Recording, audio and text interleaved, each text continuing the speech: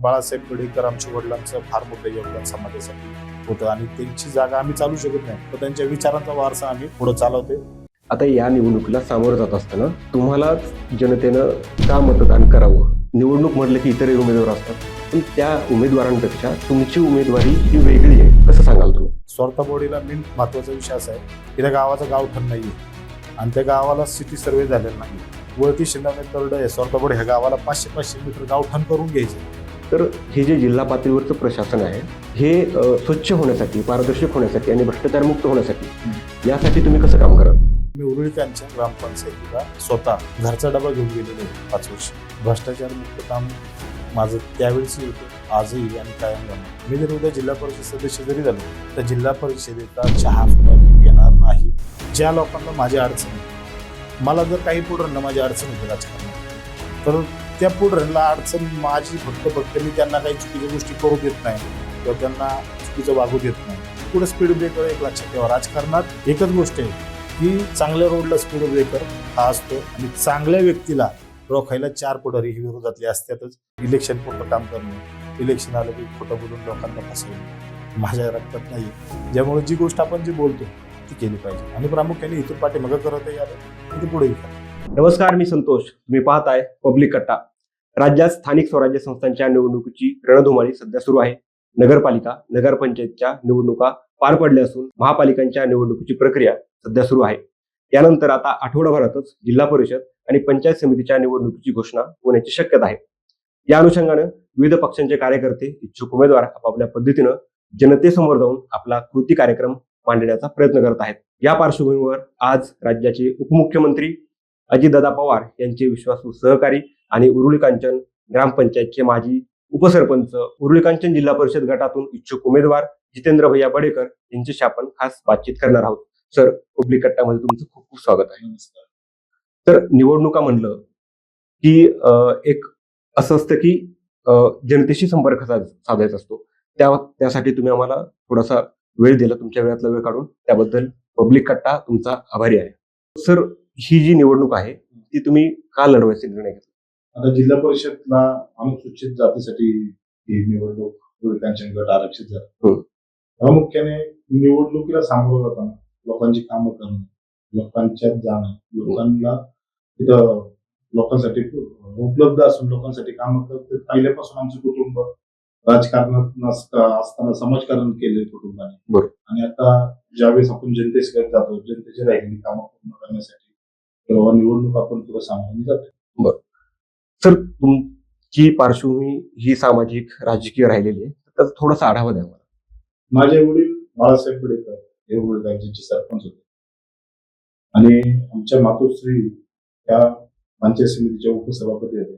मी उरुळी उपसरपंच होते. माझी आजी इशाराताई पेढेकर ह्या पण पंचायत समिती सदस्य होते. माझी पत्नी आता विद्यमान उरुळी उपसरपंच आणि राष्ट्रवादी काँग्रेस पार्टीला मी 9 वर्ष सामाजिक न्याय विभागाला जिल्हाध्यक्ष होतो. आणि जसं पक्षाची स्थापना झाली राष्ट्रवादी पक्षाची, तसं अजितदादा आणि राष्ट्रवादी सोडून काही काम केलं नाही. आणि पक्षाशी आणि गावाशी आणि जनतेशी कायम प्रामाणिक काम केलं. निवडणूक म्हटलं की इतरही उमेदवार असतात, पण त्या उमेदवारांपेक्षा तुमची उमेदवारी ही वेगळी आहे, हे कसं सांगाल तुम्ही? काही उमेदवार हे कुणीतरी उभं केले, विरोधाला विरोध म्हणून काही उमेदवार राहिले किंवा काहीतरी उगाच निवडणुकीला सामोरे जाताना किंवा पार्श्वभूमी नसताना काही उमेदवार उभे आहेत. पण मी एकमेव असा उमेदवार आहे की मी माझा स्वतःच उभा आहे. कारण मी एक व्यावसायिक आहे. माझा काही राजकारण हा काही व्यवसाय नाही. मला कुठेतरी राजकारणातून उभं राहून कुठेतरी टक्केवारी करायची, भ्रष्टाचार करायचा, ह्या गोष्टींपासून माझं कुटुंब अलिप्त आहे आणि मी अलिप्त. आणि मी ही जी उमेदवारी तुम्हाला काम करायसाठी जनतेतून मला काय, मी स्वतः स्वयंभू जनतेच्या आशीर्वादाने उभा. मला कोणतरी उभं करते पाठीमागून, माझ्यासाठी कोणतरी बळच उभं केले आणि विरोधाला विरोध करायचं म्हणून मी काय उभं नाही. मी माझा सक्षम उमेदवार आहे आणि मला जनतेची कामं करायची जनतेसाठी. आता या निवडणुकीला सामोरं जात असताना तुम्ही प्रामुख्याने कोणते मुद्दे घेऊन समोर जाता? प्रामुख्याने आता उरुळी कांचनची डेव्हलपमेंट फार मोठ्या प्रमाणात वाढत जाते. उरुळी कांचन, छिंदावणे, वळती, तरड, स्वप्नपूर हे प्रामुख्याने माझ्या गावात प्रामुख्याने या गटात कामाला करायला मला संधी भेटणार आहे. उरुळी कांचनला आता ट्रॅफिकचा प्रश्न आहे. उरुळी कांचनला मेट्रो आणायची. उरुळी कांचनला सगळ्यात मोठी समस्या आता असेल तर ती बस स्टॉपची आहे. आणि लोकांना हडपसरला जायला उरुळी कांचन पासून 2 बस बदलायला लागतात, 3 बस बदलायला लागतात. Direct Uruli Kanchan to Pune station, Uruli Kanchan to Swargate, Uruli Kanchan to Pimpri Chinchwad अशा बसेस चालू करून गेल्या. मेट्रोचं काम करणार, ट्रॅफिकची समस्या सोडवणार. शिंदवणे गावाच्या जवळ आता एअरपोर्ट होते. त्या गावाची डेव्हलपमेंटनुसार तिथं उपकेंद्र आता आहे. तर केंद्र करणे किंवा ज्या ज्या गावाची डेव्हलपमेंट होणार आहे. आता वळतीला तिथं बाबा तिथं आता विजेची पाण्याची समजा व्यवस्था असेल तिथे करणे.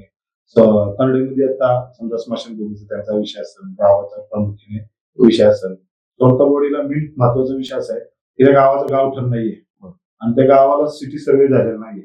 मुळात गावची लोकसंख्या वाढलेली आहे आणि त्या लोकसंख्येनुसार त्या गावाला प्रामुख्याने वरती शिंदवणे तरड आहे स्वतःपुढे ह्या गावाला 500 मीटर गावठाण करून घ्यायचं. हे प्रामुख्याने तिथं काम आहे कारण शेतकऱ्यांच्या जमीन या गावठाणात असून त्यांना मोबदला नाही किंवा त्यांना काडी मोबदला आहे किंवा तिथं गावाच्या डेव्हलपमेंटनुसार समजा आता एक छोटी छोटी गाव आहेत प्रामुख्याने तर प्रत्येक गावात जर बाजार भरला स्वतःपुढे सारख्या ठिकाणी जर बाजार भरला तर महसुली गाव तयार होईल. त्या गावामध्ये तिथल्या शेतकऱ्यांना माल बाहेर विकायला जाता येणार नाही. आणि प्रामुख्याने जी लोक गावात राहतात त्यांना उरुळी कांचनला येणं किंवा बाहेर गावात जाणं तर प्रामुख्याने त्याचं थांबल. त्यामुळे ज्या गावामध्ये शक्यतो तिथं आठवडे बाजार भरवायचा माझा प्रयत्न आहे. आता तुम्ही बऱ्याचशा गावांनीशी समस्या सांगितल्या बरोबर, त्या तुम्ही सोडवणार आहात असं बोलला आहात. पण प्रायोरिटीवर कोणतं काम असेल तुमचं, तुम्हाला जे सगळ्यात महत्वाचं? प्रायोरिटीमध्ये सगळ्यात महत्वाचं जिल्हा परिषदच्या शाळांमध्ये ना आता काम करणं फार गरजेचं आहे कारण शिक्षणाचा बाजार सगळीकडे आता पाहतात. मुलांना AI टेक्नॉलॉजीनुसार आर्टिफिशियल इंटेलिजन्सचं प्रशिक्षण देणं फार गरजेचं आहे आता जिल्हा परिषदच्या शाळांना. आणि ते काम प्रामुख्याने महत्वाचं आहे. तेव्हा जे विद्यार्थी MPSC UPSCच्या अभ्यासिका मास पुण्यात हडपसरला आहेत त्यांना जायला यायला 1-2 तास लागतात. त्या अभ्यासिका तयार करायसाठी बाबा तिथंच अभ्यासिका MPSC UPSCची करायचे प्रामुख्याने. माझं शिक्षण, आरोग्य आणि लोकांची दळणवळण आणि आज बऱ्यापैकी जिल्हा परिषदेच्या तुम्ही या शाळेत पाहिलं की चांगलं सगळं शिक्षण पुढे भेटत असं मी स्वतः जिल्हा परिषद शाळेत शिकलो. मला शिक्षण जिल्हा परिषद शाळेत होतं. परंतु आता ज्या प्रामुख्याने आज शेतकरी वर्ग आहे किंवा सर्वसामान्य कुटुंब आहे जो आई वडील आपल्या परिस्थितीनुसार आई वडिलांना शिक्षण सगळीकडे सारख्या भेटतं. पण जिथं शिक्षणाचं महत्व आहे तिथं ज्या काळाच्या गरजेनुसार AI टेक्नॉलॉजीचं प्रशिक्षण गावोगावी शाळेने द्यायचा माझा प्रयत्न आहे. बरोबर. आता आपल्या गटामध्ये शेतकऱ्यांनाही बऱ्याच समस्यांना सामोरं जावं लागतं तर त्यांच्यासाठी काही प्रायोरिटी टीम ठेवलेली आहे? आता सगळ्यात महत्वाची शेतकऱ्यांच्या अडचण अशी की आता बिबट्याचा जास्त तिथं वावर आहे सगळ्या ठिकाणी. तर 24 तास लाईट तर काही ठिकाणी देता येतील नाही तर दिवसभर लाईट देण्याचा प्रयत्न केला पाहिजे जेणेकरून रात्री शेतकऱ्यांना अपरात्री रानात जाताना आलं पाहिजे. शेतकऱ्यांना आता स्वतःच्याच गावात बाजारासाठी कसे त्यांना पुढं जाता आलं पाहिजे.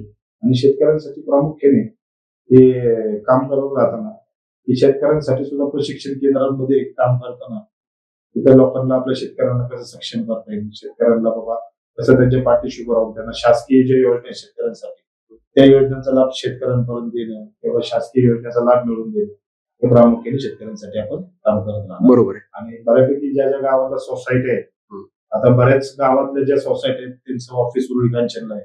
प्रत्येक गावात ज्या ज्या सोसायटी आहेत त्यांना शक्यतो ऑफिस त्यांचं त्यांच्या गावात करून द्यायचा माझा प्रयत्न राहील. म्हणजे शेतकऱ्यांना प्रत्येक गोष्टीला इकडे तिकडे पडायची गरज नाही पडत. आता आपण असं बघतोय की राज्यभरात जरी बघितलं तरी खूप मोठ्या प्रमाणावर तरुण जे आहेत तो बेरोजगार आहे. तर त्यांच्यासाठी काही तुमचं धोरण तुम्ही व्यक्तिगत पातळीवर काय करणार आहात?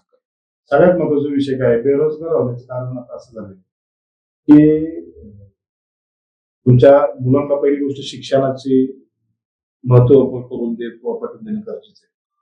आणि त्याच्यासाठी ना प्रशिक्षण केंद्र तयार करणे किंवा मुलांना शिक्षणासाठी झाल्यानंतर नोकरी महोत्सव तयार करून त्यांना तिथं त्यांचा प्लॅटफॉर्म उपलब्ध करून देणे. तरुणांना तिथं आपल्याला शिक्षणानंतर आपल्याला मार्गदर्शन कॉलेजला प्रत्येकाला देणं गरजेचं आहे किंवा जे जे जिथं जिथं तरुणांना आज अडचण आहे किंवा सगळ्यात मोठी अडचण नोकरीची तर नोकरी महोत्सव भरून बाबा ज्या ज्या आजूबाजूला कंपन्या आहेत किंवा ज्या ज्या ठिकाणी मुलांना शिक्षणासाठी आणि नोकरीसाठी बाहेर जायला लागतं त्या मुलांना प्राधान्याने स्थानिक लेवलला कसं रोजगार उपलब्ध करून देते त्यांच्यासाठी कसं काय करतात त्याच्यावर आपण काम चालू आहे. बरोबर.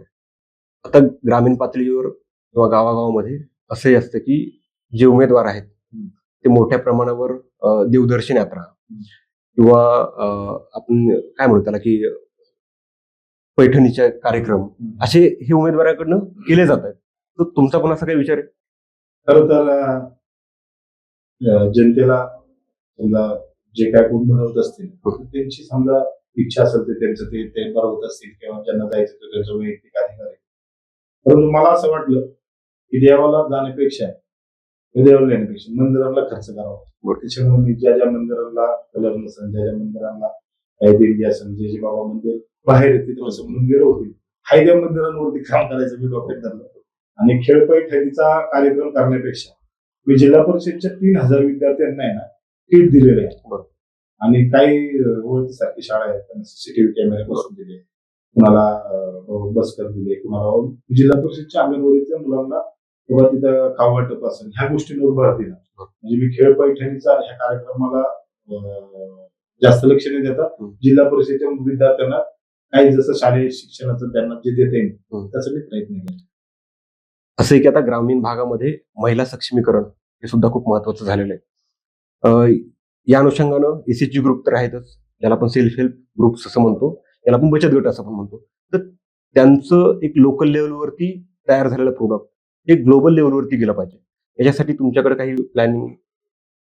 खरं तर दर्जेदार क्वालिटीमध्ये ग्रामीण भागात जे आजही महिला जे रोजगार, माझं म्हणणं आहे की आज कमीत कमी माझ्या जिल्हा परिषद गटातून रेल्वेने पुण्याला हजारो लेडीज कामाला जातात. बरोबर. त्यांना इथं कसा रोजगार उपलब्ध होईल त्याच्यासाठी त्यांनी बाबा त्यांना त्यांच्या प्रोडक्टला मॉल पर्यंत त्यांना बीट सारख्या ठिकाणी त्यांना स्टॉल मिळवून देण्यापासून किंवा महिलांना जिथं अडचणी येते त्याच्या बचत गटाला जिथं त्यांना अडचणी किंवा बचत गटाला रेशनिंगची दुकानं असतील, बचत गटांसाठी तुम्हाला ज्या ज्या शासकीय योजना असतील ते बचत गटांना आता माही सेवा केंद्र जे आहेत त्याच उपलब्धी करून बचत गटांसाठी देणे किंवा ह्या महिलांसाठी करण्यासाठी भरपूर आहे. पण राजकीय उदासीनता किंवा राजकारणात म्हणजे इलेक्शन फक्त काम करणं, इलेक्शन आलं की खोटं बोलून लोकांना फसवणं माझ्या रक्तात नाही. ज्यामुळे जी गोष्ट आपण जी बोलतो ती केली पाहिजे आणि प्रामुख्याने इथून पाठीमागे करत यार पुढे येतात. जिल्हा परिषदेच्या पातळीवर साधारणतः असं म्हटलं जातं की म्हणजे राजीव गांधी सुद्धा त्या काळात असं म्हणायचे की वरून 1 रुपया दिला तर खाली 10 पैसे काहीतरीच पोहोचतात. ते जिल्हा परिषदेच्या पातळीवर सुद्धा हे खूप मोठ्या प्रमाणावर होतं निधीच्या बाबतीत. तर हे जे जिल्हा पातळीवरचं प्रशासन आहे हे स्वच्छ होण्यासाठी, पारदर्शक होण्यासाठी आणि भ्रष्टाचार मुक्त होण्यासाठी यासाठी तुम्ही कसं काम कराल? खरं तर मी माझ्या अख्ख्या विरोधक असतील किंवा पंचकृषी असेल त्यांना अख्यांना माहिती की मी उरळी कांचन ग्रामपंचायतीला स्वतः घरचा डबा घेऊन गेलेलो आहे 5 वर्ष. भ्रष्टाचार मुक्त काम माझं त्यावेळेसही होतं, आजही आणि कायम राहणार. त्याच्यामुळं काही लोकांना मी थोडा स्वभाव माझा स्पष्ट असल्यामुळे किंवा माझा परखड स्वभाव असल्यामुळं आजकाल काही लोकांना आवडत नाही, काही लोकांना भ्रष्टाचाराला बाबा माझा पहिल्यापासून भ्रष्टाचारला विरोधाची. आणि जिल्हा परिषदला जर निवडून गेला माणूस त्याला कायद्याचं प्रशिक्षण असणं महत्वाचं आहे. जिल्हा परिषदला समाज कल्याण कमिटी, आरोग्य कमिटी, बांधकाम कमिटी असेल किंवा बाल कल्याण, महिला बाल कल्याण कमिटी असेल, पशुसंवर्धन कमिटी असेल, त्या कमिटीला किती निधी आहे, त्या कमिटीचं काम कसं चालतं, ठेकेदारांना ह्या कमिट्यांपासून लांब ठेवणं आणि प्रत्येक गोष्ट जर भ्रष्टाचार थांबवायचा असेल तर कुठल्याही ठेकेदाराला काम भेटल्यानंतर त्याला प्राधान्याने बोर्ड लावायचा असतो की हे काम कितीच आहे, हे कामाचं एस्टिमेट काय, तर त्यानुसार ते बोर्ड काही लावले जात नाही. जनतेने सुद्धा जाब विचारणं गरजेचं आहे. आणि 100% सांगतो मी जर उद्या जिल्हा परिषद सदस्य जरी झालं तर जिल्हा परिषदेचा चहा सुद्धा मी पिणार नाही आणि तुम्हाला हे सुद्धा खाऊ देणार नाही. ही माझी भूमिका आजही ये, उद्या ये आणि कायम राहील. ग्रामीण पातळीवर अजूनही बरीचशा अशा समस्या आहेत की ज्याला आपण मूलभूत सुविधांच्या दृष्टिकोनातून बघतो, रस्ते, वीज, तर याच्या बाबतीत तुमची काही भूमिका आहे? आता तसं बघायला गेलं की आता मी उरळी कांचनला माझी बायको सरपंच आम्ही अभियान राबवतो, खड्डामुक्त अभियान. त्या खड्डामुक्त अभियानमध्ये तर आम्हाला आहे ना मुरुम टाकायचे त्याच्यावरती, खड्डे बुजवले, पाऊस पडल्यावर परत ते मुरुम निघून जायचं. मग आम्ही काय केलं की डायरेक्ट आरएफसीच्या गाड्या बोलून जिथं खड्डा दिसेल तिथं फोटो आम्हाला ग्रामपंचायतला पाठवून द्यायचा लोकांना आव्हान केलं. 1200 खड्डे बुजले. खरं तर खड्डा जिथे रस्ते आहेत, ते स्वच्छ असणं किंवा रस्त्यांना खड्डे नसणं, रात्रीच्या अपरात्री लाईट असणं, जे आता उरुळी कांचनला जो अर्धा हायवेवरती आज रात्री अपरात्री अपघात होते, त्या अर्ध्याच्या लाईटी बसवायच्या राहिल्या हायवेला, त्या बसून घेणं प्रामुख्याने गरजेचं आहे. आणि शक्यतो जेवढे रस्ते आहेत, प्राधान्याने लोकांची मूलभूत गरजा, रोड, रस्ता असेल, पाणी असेल, वीज असेल, प्रामुख्याने मूलभूत गरजा आहेत. त्याच्यावर ट्रॅफिकची समस्या आहे, त्या पण ज्या समस्या आहेत ते सोडवण्याचा आता ह्याच्यामध्ये प्रयत्न केले, उद्याही करणार. एक असं असते की उमेदवार एकदा निवडून आला की तो जिल्ह्याच्या पातळीवरच बऱ्यापैकी रमतो, परत त्याचा जनतेशी जो संपर्क आहे तो बऱ्यापैकी तुटतो. तर हा जो मधला ब्रिज आहे, हा जो मधला गॅप आहे, तो तुम्ही कसा भरून काढाल जर तुम्हाला जनतेने संधी दिली भविष्यात? माझ्या तुम्हाला मी सांगतो, तुम्ही जी गोष्ट बोलता ती 100% आहे. आणि माझ्या राजकारणाच्या जीवनात, माझ्या कुटुंबामध्ये समाजकारण केलं, माझ्या मातोश्री त्या फार ऍक्टिव्ह आहेत. त्या आजही गोरगरीब लोकांच्या आता 2,000 लोकांचं रेशनिंग कार्ड असेल, विधवा महिलांना तिथं त्यांचा न्याय मिळवून द्यायचा असेल, किंवा आज माझे सख्खे भाऊ आहेत, ऍडव्होकेट आहेत, जे आपले सर्वसामान्य लोक असतील त्यांची कोर्टात जाण्याचा विषय असेल, किंवा कुठल्याही कुटुंबाला, माझंही कुटुंब, मी एकटाच नाही की माझंही कुटुंब 24 तास तिथे उपलब्ध आहे. 30 वर्षापासून माझं कुटुंब आज राजकारणात नसता समाजकारण करतोय, किंवा आम्हाला ग्राउंड लेवलला काम करायची आवड आहे. आणि असं होत नाही किंवा कायमस्वरूपी आम्हाला समाजकारण करायचं. आम्ही बाळासाहेब पेडणेकर, आमच्या वडिलांचं फार मोठं योगदान समाजासाठी होतं, आणि त्यांची जागा आम्ही चालू शकत नाही, त्यांचा वारसा नाही चालू शकत, तर त्यांच्या विचारांचा वारसा आम्ही पुढे चालवतोय. आणि असं नाही की निवडून आल्यावरती बाबा माणूस थोडा वेगळा वागतो, त्याच्या डोक्यात वेगळं माणूस थोड्या ऍटिट्यूड न जातो, तसं काय नाही. माणसापेक्षा आहे ना, आताच्या कंडिशनला माणूस एकदा इलेक्शन उभा राहताना लोकांच्या पाया पडतो, निवडून आला फार वेगळा वागतो, तसा माझ्या बाबतीत घडणार नाही. कारण जनता ही राजा आहे, आणि जनतेला तिथं काम सांगायचा अधिकार आहे. जनतेचा फोन उचलणं माझं काम आहे. जनतेने 12 महिने 24 तास फोन केले, मला उचलणं माझं काम आहे.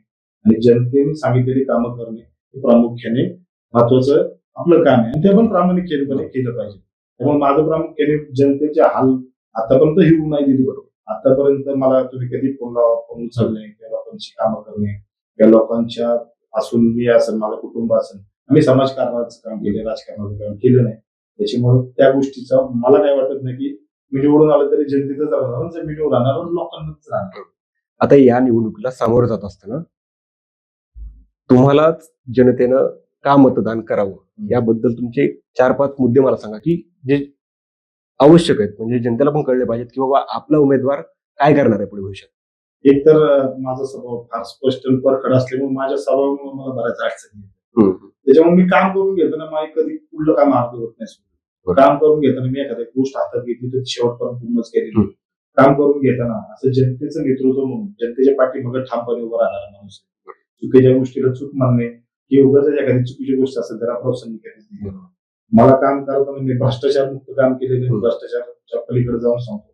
मला कोरोना काळात उपसरपंचाची संधी, पाठ 6 वाजता यायचो आणि रात्री 2 वाजता घरी जायचो. मी 1 महिना माझे मुलं, कुटुंब यांच्यापासून क्वारंटाईन खाली होतो.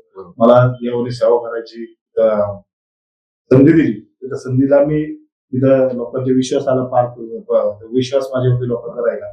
तेव्हा काम करत असताना झोपून काम करणं, समाजासाठी काम करणं, हे आता कंडिशन नुसार किंवा पैशाच्या जीवावर राजकारण न करता जनतेच्या जीवावरती आणि जनतेच्या आशीर्वादावरती राजकारण आणि समाजकारण ह्या 2 गोष्टी झाल्या पाहिजेत असं मला वाटतं. मायबाप जनतेने मला आशीर्वाद दिला, हे जनताने मला डोक्यावर घेतलं, तर मी जनतेसाठी करणारच आहे. आणि राजकारणात आणि समाजकारणात तुम्ही आज पाहिलं तर बराच फरक झालेला आहे. बरोबर, मी एकच जनतेला सांगू की मला निवडून दिलं, मी कामच करणार आहे आणि 24 तास जनतेसाठी आहे. आणि इथून पाठीमागची पार्श्वभूमी आहे. उद्या काही लोक म्हणतील की बाबा, काही लोक फेक नेरेटिव्ह करतात, काही लोक म्हणतात सर किंवा यांच्याच घरात पद्धत द्यायची, काही लोक म्हणतात ह्याचा स्वभाव असाच आहे. ज्या लोकांना माझी अडचण आहे, मला जर काही पुढे माझी अडचण होती राजकारणात, तर त्या पुढे अडचण माझी फक्त मी त्यांना काही चुकीच्या गोष्टी करू देत नाही किंवा त्यांना चुकीचं वागू देत नाही. पुढे स्पीड ब्रेकर एक लक्षात ठेवा, राजकारणात एकच गोष्ट आहे की चांगल्या रोडला स्पीड ब्रेकर हा असतो. म्हणजे चांगल्या व्यक्तीला रोखायला 4 पुढारी विरोधातले असतातच, पण माझ्या विरोधात जनता माझ्या सोबत पुढारी 4-5 इकडे तिकडे जातात. आणि जी जातात माझ्या विरोधात चांगली लोक जर विरोधात असतील की मी राजकारण नाही केलेलं, चांगलं समाजकारण केलेलं नाही. पण चांगल्या वृत्तीची लोक आज माझ्यासोबत आहेत आणि जनता ठरवून, जनता मालक आहे, जनताला सगळं कळत असतं की मी आज इलेक्शनला उभं राहतोय, मी कुणाला नावं ठेवायची, मी कुणावर टीका करायची, मी कोणाबद्दल वाईट बोलायचं, कोणाबद्दल मला मी तर ठरवले निवडणुकीच्या वेळात मी ना कोणावर टीका करणार आहे, ना कुणाबद्दल मला वाईट बोलायचं. मला जनतेची कामं करायची, मी जनतेत जाणार, जनतेच्या विश्वास माझ्यावरती मी त्याचे पाहत राहिलेले, काम करत राहिले, करत राहणार. आणि आजपर्यंत आमचे आपल्या तालुक्याचे आमदार असतील, उद्याबा कटके असतील, त्यांच्या मार्गदर्शनाखाली असतील भरपूर विकासाची इथं कामं केलेली आहेत. जिल्हा परिषद गटातून त्यांनी भरपूर निधी टाकलाय, तालुक्यात निधी टाकले, त्यांच्या मार्गदर्शनाखाली बघा उद्या तिथं काम करायचंय. जे या जिल्ह्याचे पालकमंत्री असतील अजितदादा, मी आज जसं मला राजकारणात माझे वडील होते तसं ते जे राष्ट्रवादीत आहेत, आणि जसं मला कळते तसं मी राष्ट्रवादीत आहे. ना मी कधी पक्ष बदलला, ना कधी अजून नेता बदलला, ना कधी चुकीच्या गोष्टीला, म्हणजे राजकारणात आता काय स्वतःसाठी चुकीच्या गोष्टीला लोक थारा देतात. पण मी कधी पक्षाशी प्रामाणिक राहिलेले आणि अजितदादांचा विश्वास असायचं कारण म्हणजे मी कधी खोटंच बोललो नाही. माझा थोडा परखड स्वभाव असल्यामुळं किंवा आज जिल्ह्याचा अध्यक्ष होतो, मागासवर्गीय समाजात काम केलं, तेव्हा इतर समाजातल्या सगळ्या लोकांना न्याय द्यायचा प्रयत्न केला. सगळ्यात महत्वाचं म्हणजे मी एकमेव असं आहे की 9 वर्ष जिल्ह्याला अध्यक्ष होतो आणि सगळ्यात जास्त म्हणजे पक्षासाठी पण माझं योगदान आहे, समाजासाठी पण योगदान आहे. त्याच्यामुळं मला जनतेने माझ्यासोबत माझ्या प्रामाणिकतेला मला संधी मिळाली. आता या आपल्या मुलाखतीच्या आपण शेवटाकडे आलोय, तर एक माझा शेवटचा असा प्रश्न आहे की नागरिकांसाठी तुमचा शेवटचा संदेश काय असेल? शेवटचा संदेश एकच की बाबा जनतेने माझ्या पाठीमागं, आपण एक मुलगा म्हणून, एक भाऊ म्हणून किंवा एक समाजातला चांगला व्यक्ती म्हणून, तर मग एक काम करायला होत म्हणून माझ्या पाठीशी उभं राहावं. मी मायबाप जनतेला मी त्यांच्या पुढशी कायम उभी राहील. मला जनतेची कामं करायची आणि मी काम करणार. आणि माझं परखड आणि तोंडावर बोलायचा स्वभाव, स्पष्ट स्वभाव असल्यामुळं मी कधी दिलेला शब्द कधी असा फसवला नाही, ना कधी खोटं बोलणं, चुकीच्या गोष्टींना म्हणजे माझा स्वार्थ म्हणून मी कुठेतरी पुढं मागं करणं असा माझा स्वभाव नाही. त्यामुळे मी जी गोष्ट बोलली आतापर्यंत ते केलेली आणि मला जनतेच्या जीवावरती उभं राहायचंय आणि जनतेच्या आशीर्वादाने उभं राहायचं आणि जनतेची कामं 12 महिने 24 तास करत आलो, तिथून पुढं करणार. आणि शेवटपर्यंत जनतेला माझी एकच विनंती आहे, बाबा तुम्ही मला एक मत माणसाच्या जीवनात फार महत्वाचं असतं, एक मताची फार किंमत असते. तर त्याच्यामुळे मायबाप जनतेने माझ्या पाठीशी उभं राहावं आणि जे कोण माझ्या विरोधात समजा विरोधक असते तर ते काय स्वतःहून उभी राहिलेली नाही. अजून मला समोर कोण दिसत पण नाहीये की बाबा असं कोण प्रकारने किंवा मला विरोधाला विरोध म्हणून तेव्हा राजकारण एक प्रवृत्ती झाली आजकाल, हा पुढे गेला मोठा होईल तेव्हा ह्याला इथंच थांबवला पाहिजे. त्यामुळे चांगल्या माणसाला विरोध राहणार. मला जर चांगल्या लोकांचा विरोध असेल मी राजकारण नाही केलं तर चांगलं, म्हणून जनतेने माझ्याबरोबर ना एवढीच विनंती. तर मित्रांनो, उरुळी कांचन जिल्हा परिषद गटातून इच्छुक उमेदवार असलेले जितेंद्र भैया बडेकर यांच्याशी आपण खास बातचीत केली. त्यांनी विविध प्रश्नांवर आपलं मत प्रखरपणे स्पष्ट केलेलं आहे. भेटूया पुढच्याच अशा एका व्हिडिओमध्ये. धन्यवाद.